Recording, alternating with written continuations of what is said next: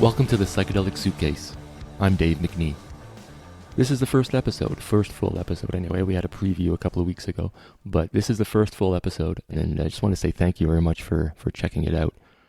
A new show will be out every 2 weeks, and it's conversations we have with people who are involved one way or another in the world of psychedelics.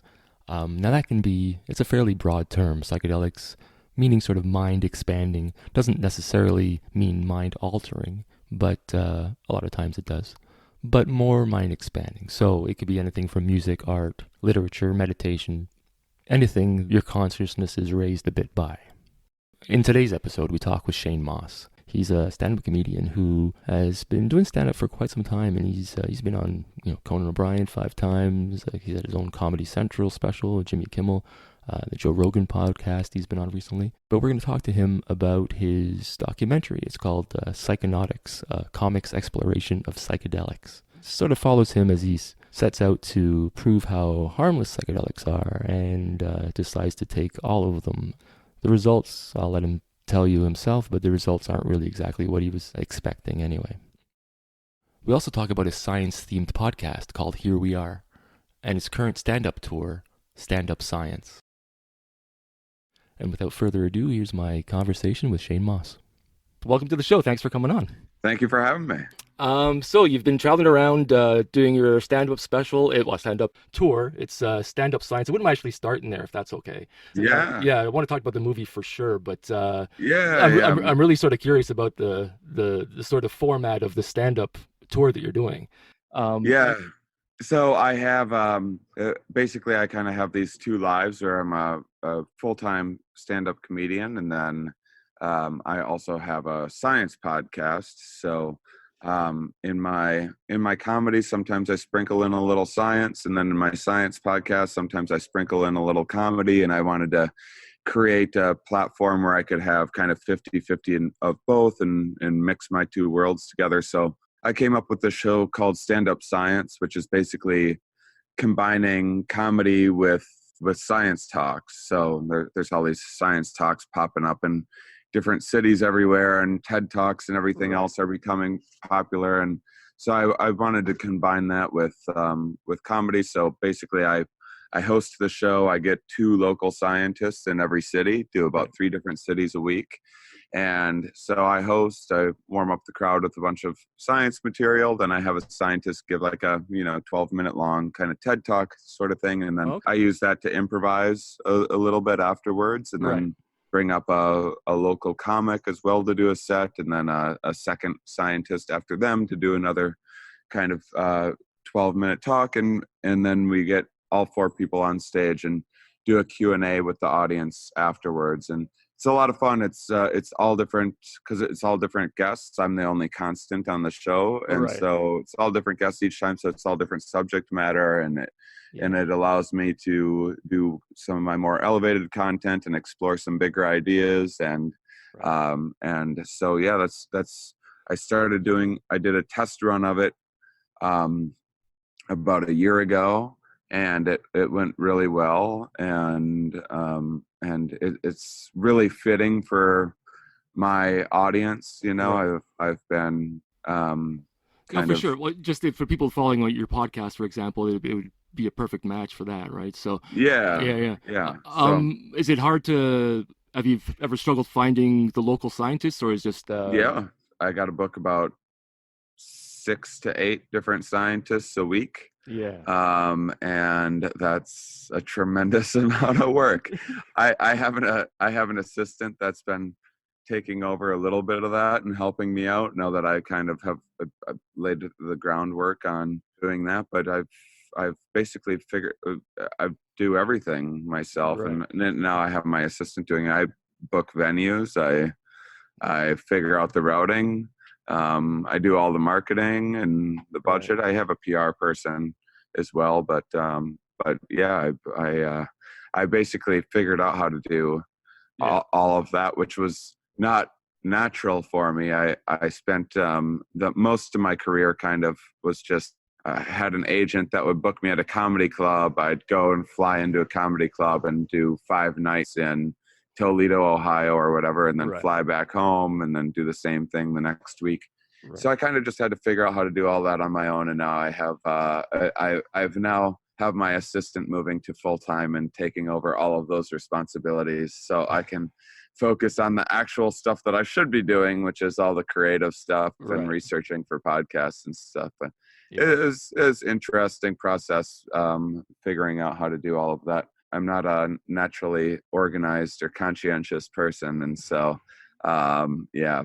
finding 8 different guests a week is kind of a nightmare. Right. So where did I know people have asked you about your sort of history with psychedelics and stuff, but where's your history with science? So how did that, was it in school that you sort of fell in love with science, or is it just on your own? Well, I mean, the story changes depending on how long I have to say it, Right. and how detailed you want it to be. I've always enjoyed thinking about consciousness and the mind and memory and why we behave the way that we do. And so right now, in trying to tell an autobiographical story of my life, you'll notice that. That when you go to do that, you get like these flashes of little memories throughout your Right. life. And so my brain, my subconscious has been given a task to create a narrative that kind of sums up how I got to be in this particular, and this is just like the career side narrative. And then it's dependent on, like, do we have an hour to talk about this? Do we have 1 minute Right. to talk about this?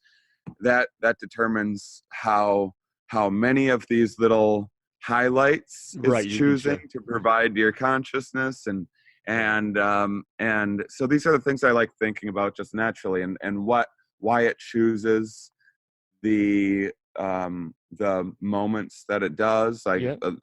it seems to be choosing the most pivotal kind of moments that shaped where you are right now. And Right. what makes something pivotal or shaping, And I think that's yeah, and can you that. trust those memories too? That's the other thing. Yeah. Well, exactly. Yeah. So, I think that the brain's kind of looking at, like, well, here's where I am right now, and then here's a different version of where I imagine myself on kind of this parallel universe of, Right. had that moment not happened, I would be a very different person right now. And the more different you imagine yourself being than where you are right now is what makes something very pivotal. But then, like you said, your view of that, so say that pivotal moment was getting fired from a job, your view of that pivotal moment is subjective based on where you are right now. So Right. if you're doing really well right now, that pivotal moment is like, oh, who knew getting fired was going to open up all those doors? And but if you're doing really poorly right now, you're going to be like, well, that getting fired was the nail in the coffin Right. that really screwed me over, and I never recovered from that, and screw those guys. And so that same incident, how you perceive it, is dependent on all these other variables. So this is the stuff that I've always just loved thinking about. And I remember ever since I was a kid, I spent a lot of time in my head. So I was a rebellious young man. I didn't fit into the classical narrative of my strict religious upbringing. I started questioning religion from an early age, decided when I was like 9 or 10 that I didn't believe in religion, and everyone else seemed to, kind of thought I was crazy. As I got older, I kind of started resenting that I felt like I had been lied to, if not directly by the people around me, then by the authority figures that lied to them, which made them tell me these stories. And I also was very, like, counterculture, wanted to do anything different than anyone else was doing. When I was 10 years old, I had a friend say that I should be a stand-up comedian, and I was like, yeah, that sounds different than what other Yeah. people are doing. So it was like right at the same time those kind of things happened, and I became a really unique kid. I was very introspective and shy. I never felt like I fit in and everything else, and then became like a very angry atheist in my teenage years. And so I finally worked up the nerve to start comedy in my early 20s, and I was just a regular kind of joke teller, did the traditional path of I was very fortunate and able to catch some breaks to get me on like late night television and a Right. Comedy Central half-hour special, and then the next step is a special, an hour special, and blah blah blah. And so that was the traditional path when I started in 2003 or 2004. And then podcasting started coming along, and then I started doing international stuff where people were doing these themed shows. There's a lot of like festivals, like the Edinburgh Fringe Festival, where it's a month-long thing of just all these comics doing these like solo shows. So yeah, it's like there's a comedy special, Nanette, on Netflix that caught a lot of attention. And really, that's kind of the same thing that people have been doing internationally for a long time. It's just different than what was going on in America, where like, it's not as joke heavy, and there's like, they're sharing their personal story, and there's always this big ending, and I'm like, and that is why I don't eat crackers anymore. And I was like, well, that's interesting, and I want to do more international stuff. So what would my theme thing be? And because I was such a angry atheist in my teens and early 20s, it got me into learning about physics and evolution just so I could argue with people better. Right. And so then that got me naturally curious in science. And I was always interested, in the time I was interested in technology, and wanted to be a transhumanist and upload my consciousness into the computer and that whole thing. I'm less interested in that stuff than I used to be. But so I wasn't a huge reader, but when I did read, I was always reading science stuff. I didn't read anything else. So I just started exploring my natural interest in science. I went through a phase when I was in a new relationship, writing a lot of relationship jokes, and I was also smoking a bunch of weed and watching the Animal Planet quite a bit at the time. And I was writing a lot of animal jokes. And then I started seeing like these, you see like animal mating behavior, and you're like, haha, that's kind of funny. And then after a while, I was like, wait, I'm seeing a few parallels there with human life. And I just kind of started looking into a lot more of that. That got me really into evolutionary psychology and biology. And that just changed my, we're going to talk about psychedelics in a minute, which I did start when I was 16, and that was transformative in terms of how I viewed life and the world, and my appreciation for nature, and my interest in how the mind works. And really, it was, for most people do their first psychedelic experience, they're like, whoa, this is so crazy. And for me, it was more like, I knew life was crazy, and this is verification. And then I had all these.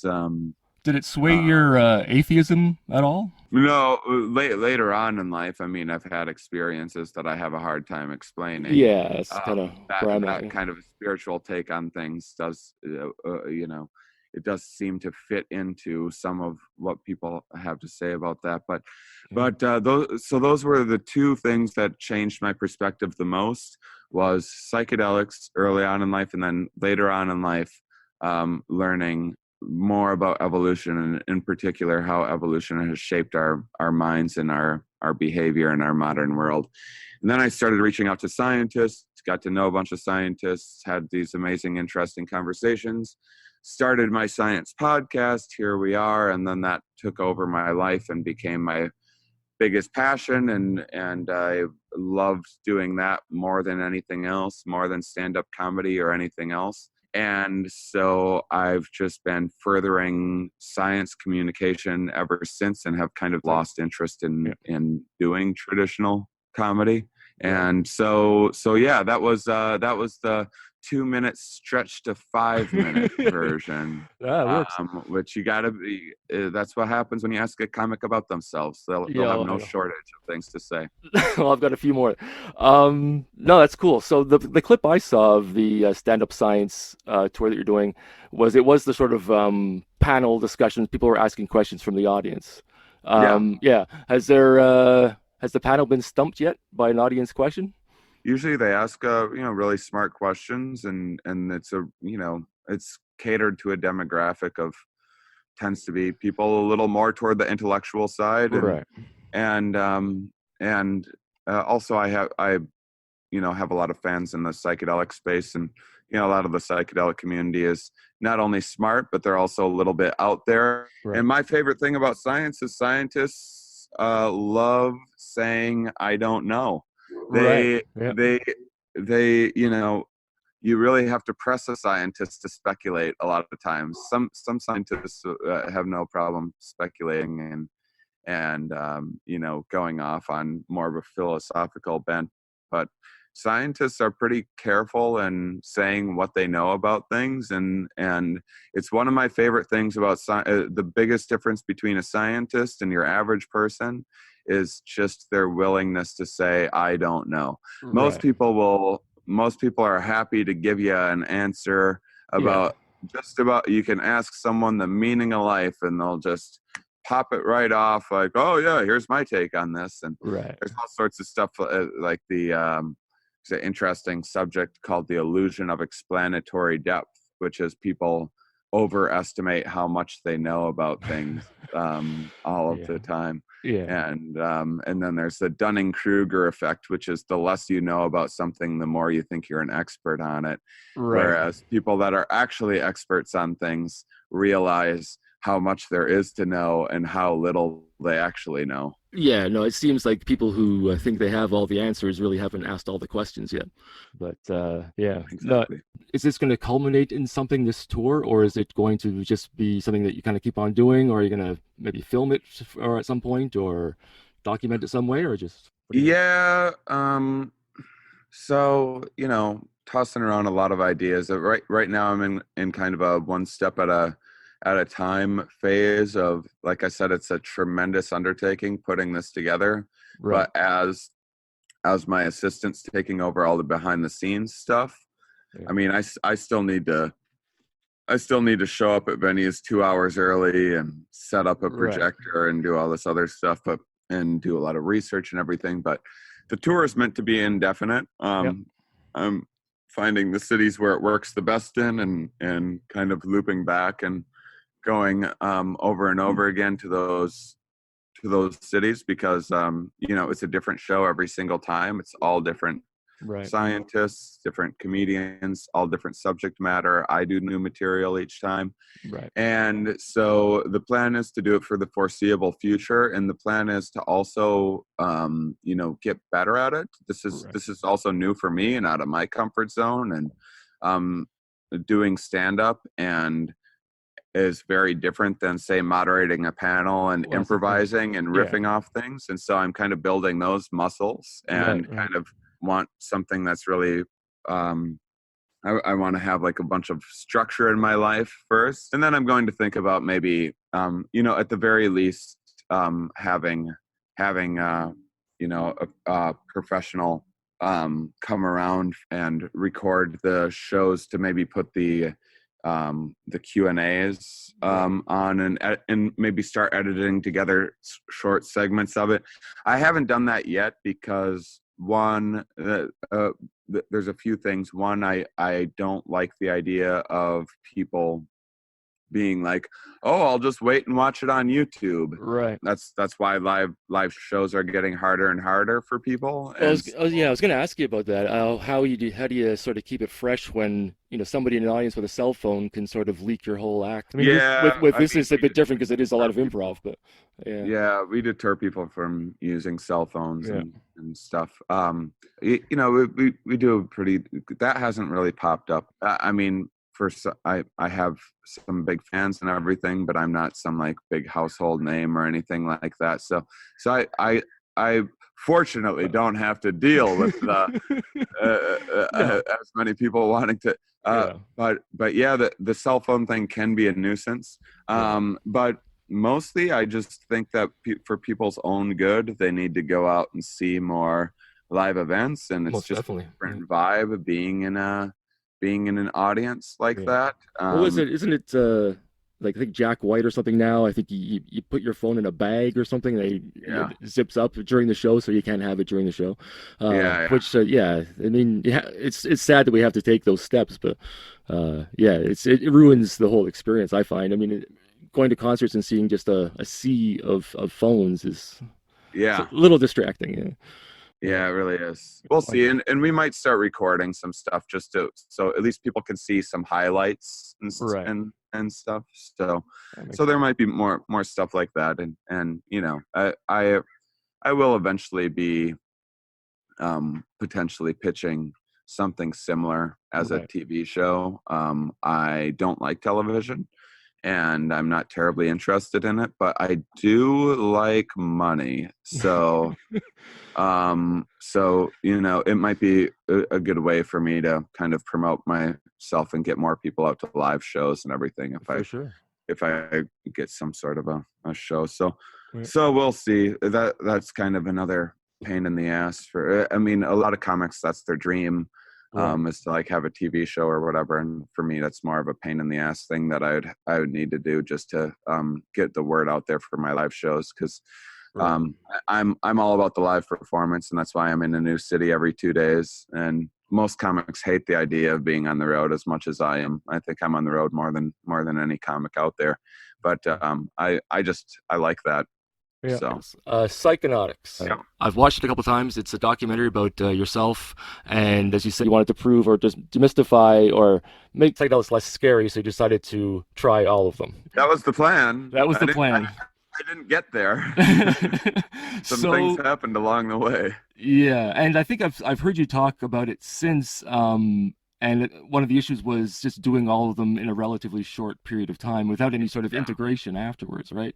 Yeah, Or we had a low budget, yeah, and so that ended up leading to me trying to pack way too much in a short amount of time. And usually I mean, I wouldn't say I'm the most responsible psychedelic user in the world. I actually, um, for myself, I believe in being a little reckless and adventurous sometimes. But right, what I was doing during that time was way beyond what I would normally right, ever be doing. So yeah, yeah, and then I found the edge. So it worked out that I was able to report back to people where the edge is and what that experience is like and why it's important to try to avoid that edge if at yeah. all possible. Well, it's funny when I was watching the movie, you sort of explain how things started. You started thinking that everything was sort of talking to you. You started seeing signs and things that weren't really there, and it just sort of built and built and built. And Yeah. halfway through that sort of monologue about you discussing things going over the edge, I was like, "Boy, yeah, I've been there, I've been there." And then the last couple, like, okay, good. At least I have a few more steps to go. Because I think I was with you halfway through, like, oh yeah, I can see, things do seem some I see faces and everything, it's just but Sure. yeah, luckily there was still a few more steps where I said, well, he got a bit crazy there. Yeah, I mean, it really wasn't even, there was nothing within that was, that crazy of an experience had it been contained within, the experience of like a 4-hour mushroom trip or something like Right. that. That's an appropriate context to think you're talking with time travelers or whatever. But once the drugs wear off, those ideas are supposed to wear off as well, and those ideas weren't wearing off Right. for me, and that's what kind of got me into trouble. And really, I've had bouts of mania before that, but nothing that kept me from sleeping for such a extended period of time. So Yeah, I if you don't go think. for a few weeks without sleeping, you're going to start getting confused, and your judgment's going to go out the window, and Yeah, for sure. everything else. So it's So going to what? come along with some psychosis. Yeah, oh, for sure. So just go through some of the stuff that you did in the Sure. documentary. There's actually, what I think might be even more Yeah, interesting for for sure. people to know if people are checking out the film is that what the film shows me doing and what I was doing are two different things, because the film we're telling a narrative and structuring things in a certain way. I was actually doing way, way, way more psychedelics than what we were showing in the film, because I was trying to tap into that kind of headspace Right. and figure out new ways of articulating it. And I was kind of so I was doing like a lot of mushrooms and thinking about like, okay, how do you create the visuals for this, that and how do you articulate that, how does this feel like resonate on an emotional level, and then how do you translate this through film to kind of draw people into the experience. And Right.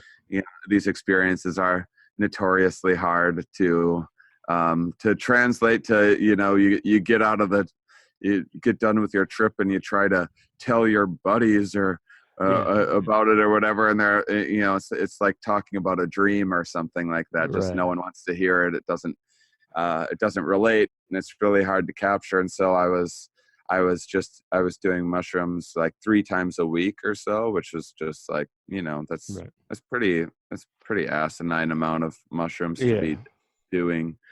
And so that's what kind of, I think, started the early onset of and then I was doing LSD and ketamine and DMT along the way, and I had a weird DMT experience that led to a much weirder ayahuasca experience, which was kind of the straw that broke the camel's back.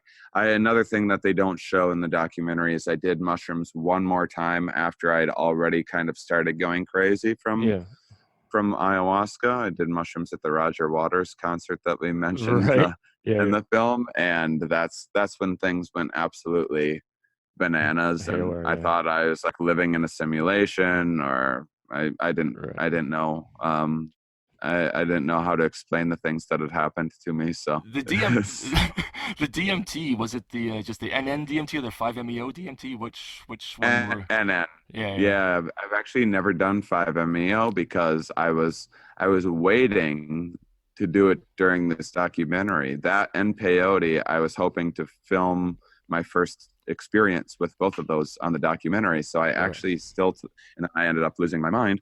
And so to this day, I haven't done either of those, which I'm very interested in. But I haven't done the NN DMT, but I've done 5-MeO 3 times, and it's life changing in a lot of ways. And I'm like you. I didn't believe in much before these experiences.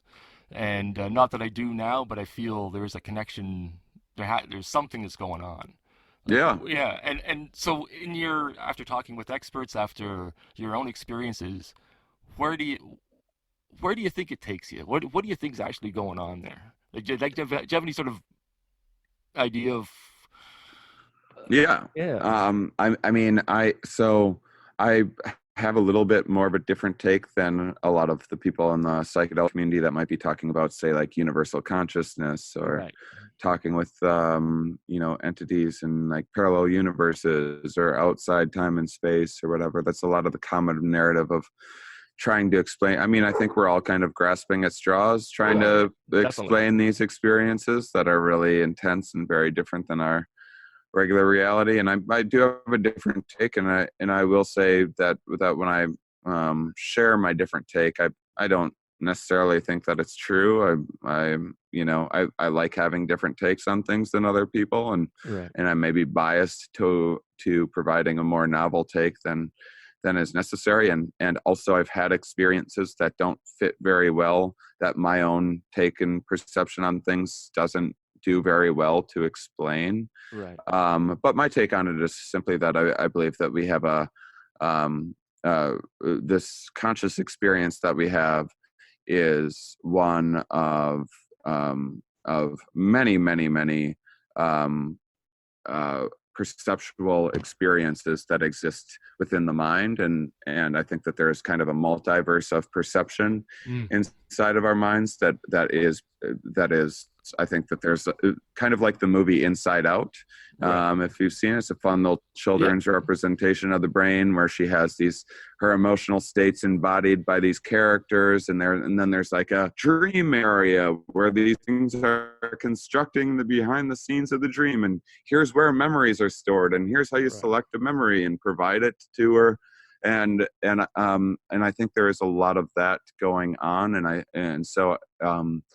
I think that normally we don't see those levels of perception that are kind of like the early just to be listening to this right now or seeing this, there's a lot of levels of perception that go into constructing our conscious perception. And to me, that's why these, you do DMT and you see like all these fractals and tunnels and everything else. And it's really different than all of this and really like mind blowing the first couple times you see it. But artists are able to represent these worlds quite nicely, just using some pretty simple programs that are just using kind of these recursive patterns to put together these fractals, and everything's like very symmetrical and everything else. And to me, that would seem like a nice way of setting up the foundation of our perception. And I think that say you were trying to figure out like, okay, that's one reality, and then this perception is another reality. How do you know which one is which? And I would say, well, which one has the most computational complexity? And I would say that this perception, all of the flaws in this world, all the wrinkles in our face, the poor symmetry, the flaws would take a lot more programming and complexity and processing power. Not that it's not possible that we're living in a simulation. We probably are, but I think that you're running into these different roles inside of your head of the many different hats that we live in life. I'm a different person talking to you right now than at the grocery store or around my family at Thanksgiving. And so I think those different roles are actually stored in representations in our mind that are kind of running through simulations of future events all of the time. We're always doing these mental rehearsals of like, oh, here's the line I'm going to use at a girl in a bar next time or next time I'm arguing with my buddy. Here's this political point I'm going to make, and boy, I'm sure going to show him. And we're always doing these mental rehearsals and recruiting these representations of others and stuff, and running these simulations in our mind. And I think that we actually aren't seeing a lot of the details of those simulations of those processes, because it would just be too confusing to our consciousness to see all that. And so I think you smoke DMT and you see some of those worlds processing it. You insert your consciousness into those worlds, and those worlds are trying to make sense of that experience. And I think that when you think you're like meeting a god in there, it's maybe just a version of you. I think it could be your neighbor Bill that is just like, that's his memory of him stored. And we have to do this to have a dream at night. You have to I might have a dream where you're there tonight, and also like my mom's there and my fourth grade math teacher are there. There are these perfect representations of you, which is amazing. Like I just met you. We've been talking for a few minutes, and we could have a perfect dream of one another. That's like a perfect representation. Looks just like us, sounds just like us. We'll be writing the script with believable content for that person, and the brain's doing this so easily that we're literally doing it in our sleep, first of all. And we don't even realize that we're doing it. We think that it's happening to us. And these representations need to be stored somewhere and being worked somewhere in the mind. And I think that potentially that's what you're seeing. And I think if someone had never had a dream in their entire life and then had their first dream when they were like 30 years old, they would come out ranting and raving and being like, you don't understand, there's like this world where there was a clown there and it was like under the sea, and like, no, I'm telling you, it was real. This is all bullshit. The clown underwater world is the real world. So a lot of these psychedelic experiences are there's something that most people are only doing a few times in their life. And so the brain really likes attaching to stuff like that, and that's really novel and salient.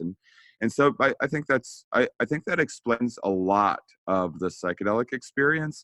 I don't think that it explains everything. And it certainly doesn't explain every experience that I've had. And I've definitely had a lot of telepathic seeming things. I've had a lot of there's a lot of prophecies and stuff like that sometimes come true, but there's confirmation bias, Yeah. we're all trying to validate our own shit all of the time. So Yeah. um Also, I was going to yeah. ask you about just how does that square with the whole sort of idea of sort of manifesting your own destiny. And people are into these to sort of find a path and maybe even control the direction on that path. Well, consciousness is a very malleable and really flexible thing, and most of us are set in these patterns of these kind of daily monotonous lives, and we're kind of used to, we walk by the same things every day without noticing them. Right. And then all of a sudden you have a experience that changes the way that you see things, and you're having to remake sense of the world, and all of a sudden you start noticing things that you'd walked by every day without noticing, just like we have blind spots, because you have these cones in your eyes that inhibit your ability to see something at this certain angle that's in your blind spot. But if you you go to merge in traffic and then you hear a honk, Right. your consciousness had filled in the gap and created what looked like a blank road, Right. because it was filling in that gap with a narrative. It was, in this case, a visual narrative.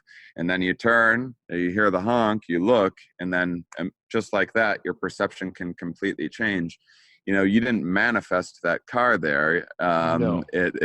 Your consciousness instead responded to new stimulus, and then there's this kind of Bayesian processing that it seems to use, where your conscious construction is using the best information that it has available at the time. And then in an ideal world, what the brain does is allow itself the opportunity to update as new information comes in.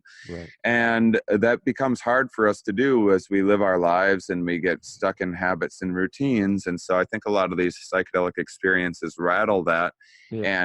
And perception's able to change really, really quickly. So there's things like learned helplessness in a rat, where a rat can you can train a rat that, like, a light comes on and it moves to this side of the stage and it avoids getting shocked or finds a reward or whatever. But if you just create like a really chaotic environment where the rat's getting shocked out of nowhere and it has no control over it and no way of predicting when, it learns that the world is full of shocks and that there's nothing you can do about it. If you then put that rat in a cage where it can learn and it has an opportunity to control and to predict things, it won't learn. A new rat will be able to learn, but the rat that has learned learned helplessness, they call it, will not look for the signs in the environment that allow it to make changes and control its narrative. And I think a lot of the psychedelic experience creates this reset that allows you to be like, oh wait, when that light comes on, I can just move over to this side and I no longer get shocked anymore. And it seems like this, and this is an incredibly life-changing thing. So if you're doing these experiences regularly and shaking up your perception regularly, it's allowing you to reorient your goals. And when you are setting new goals, you are shifting your conscious attention to where those goals are. Just like if a listener right now it thinks about something orange and wants to look out in their perceptual world for orange things, like I'm now looking around the environment that I'm in, and I can see little orange things everywhere, even though 0.0001% of my visual experience right now has orange in it. But my consciousness is now filled with all of the orange things. It's what it's focusing on, because it's been given that goal. And so this is a lot of what setting intentions is doing, and a lot of what integration is doing. So I'm not saying that I'm completely dismissing the idea of manifesting things and whatnot, but no matter what we know for a fact is that confirmation bias is real. Consciousness is very flexible and seemingly responding to the environment. And so that's how I would give a more scientific explanation. I wish I could remember where I heard this, but somebody explained it to me in this way once, where they talked about the mind being a ski hill, a snow hill filled with snow. And as a child, Yeah. you can go anywhere you want. And as you get older, you start developing these going down the same paths and getting into ruts. And what these psychedelics seem to do for a lot of people, it seems to be a fresh snowfall where now they can go anywhere Yeah. again. It's or just even like imagine shaking a snow globe Yeah. and just resetting everything. And Yeah. yeah, it seems So this growing field of neuroplasticity and what we can do to introduce a little more of that childlike creativity into our adult lives. But and it's important to remember for people that that shaking up the snow globe isn't always the best thing. I mean, right. some of these patterns are really useful. I know to associate the color red with stopping. So when I'm driving and a car's red lights go on in front of me, without having to sit there and be like, hey, what does that mean? What should I do in this situation? Right. I have reflexes that quickly stop my car without having to involve my consciousness in the experience. And so there's reasons why we develop these patterns over time. It's just that a lot of these patterns, helped us along at one stage in our life, and now they're not necessarily benefiting us anymore. Like say smoking cigarettes when I was a teenager was cool and way to rebel against my parents, and I'd catch a buzz but then as an adult, you're no longer getting that buzz. You no longer give a shit about rebelling against your parents, and it's not quite as cool looking as it used to be. And so this is something that was arguably a potentially positive strategy at one point that kind of then got hijacked by these drugs and addiction, and then becomes this negative pattern in your life. And so that's the ability to identify what patterns are worth holding on to, and what patterns you want to let go of. And psychedelics may be giving just a little bit of it takes a long time to form a new habit. It's like 6 weeks or something like that to have something fully ingrained. I think it's 3 weeks to break a habit, or something like that, in 6 weeks before it's like a new part of your lifestyle. And psychedelics seem for many people to really speed along that process.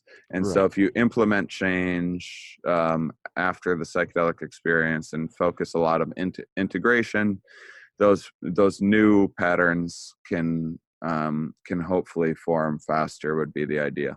Yeah, no, I find it all fascinating. It also seems that it's an ordeal going through some of these. Like ayahuasca is not the most fun experience. Yeah. And it seems like the work you put in sort of does pay off in the end.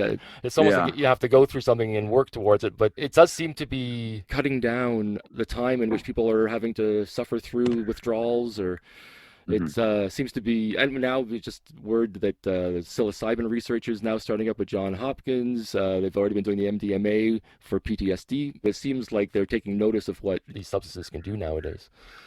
Which is awesome. I was going to ask you, after the movie came out, what was the reaction? Are people coming out to you now as far as their psychedelic use? Or are people coming up to you and sort of talking to you more about it than they did before? Or I mean, the all the reviews have been fairly positive. I think it has like a 80% five-star rating on Amazon, and 1 out of 9 people hate it, or 1 out of 10 people hate it, which is like I think the sign of doing something good and different. And and I get emails from people all the time, having had kind of shared experiences. And people have been coming out to shows more and more, especially since at first you had to rent it, and now it's available for free on Amazon Prime. And so since that's happened, it's opened things up a lot.